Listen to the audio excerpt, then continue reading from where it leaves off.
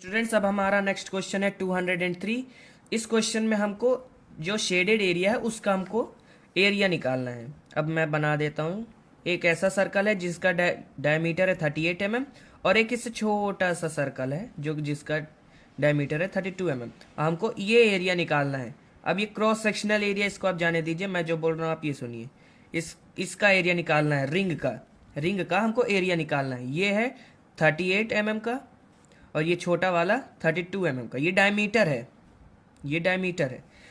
इसका एरिया निकालना है तो हम डायरेक्ट बड़े वाले सर्कल का एरिया और छोटे वाले सर्कल के एरिया को माइनस कर देते हैं। मतलब कि डायरेक्ट फार्मूला बन जाएगा हमारा pi R square minus R square. अब ये कैपिटल आर स्मॉल आर क्या है भाई? कैपिटल आर जो है वो बड़े वाले सर्कल का रेडियस है और जो छोटा वाला आर है वो छोटे वाले सर्कल का रेडियस है। अब रेडियस कैसे निकलता है? यहाँ पे रेडियस जो होता है वो डायमीटर का आधा होता है। आर जो होता है वो रेडियस का आधा होता है डायमीटर का। तो मतलब कि आर, अब यहाँ पे 38 और 32 दोनों है तो यहाँ पे हम आधा कर देंगे, 38/2 और 32/2। तो ये आर बन जाएगा हमारा 19 mm और 16 mm। ये स्मॉल आर है और ये कैपिटल आर है। मैं लिख देता हूँ, ये कैपिटल आर है।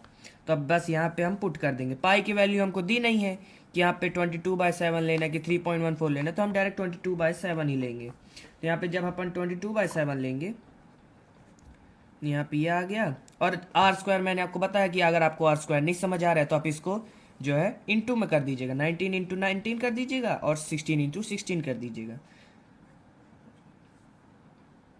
यहाँ पे आ जाएगा 19 का स्क्वायर और यहाँ पे आ जाएगा 16 का स्क्वायर। अब मैंने आपको बताया है कि कैसे फाइंड करते हैं स्क्वायर को। इस 19 × 19 कर दीजिए, 16 × 16 कर दीजिए, तो यहाँ पे आ जाएगा 207, 22/7। अब 19 × 19 करके आप देख लीजिएगा, तो यहाँ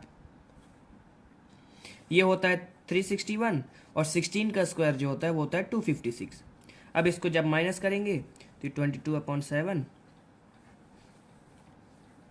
5, ये आ गया 1, ये आ गया 1। फिर इसको अपन जब डिवाइड कर देंगे तो हमारा सीधे सीधे आंसर आ जाएगा 330। ये एरिया है तो इसको ध्यान रखिएगा कि mm स्क्वायर में लिखिएगा।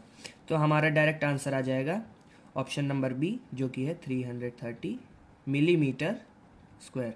अगर आपको कुछ भी समझ ना आया हो यहाँ पे या फिर यहाँ पे या फिर कहीं भी, तो आप बेझिझक कमेंट कर सकते हैं। ये जरूर याद रखिएगा कि लाइक और सब्सक्राइब करना ही है।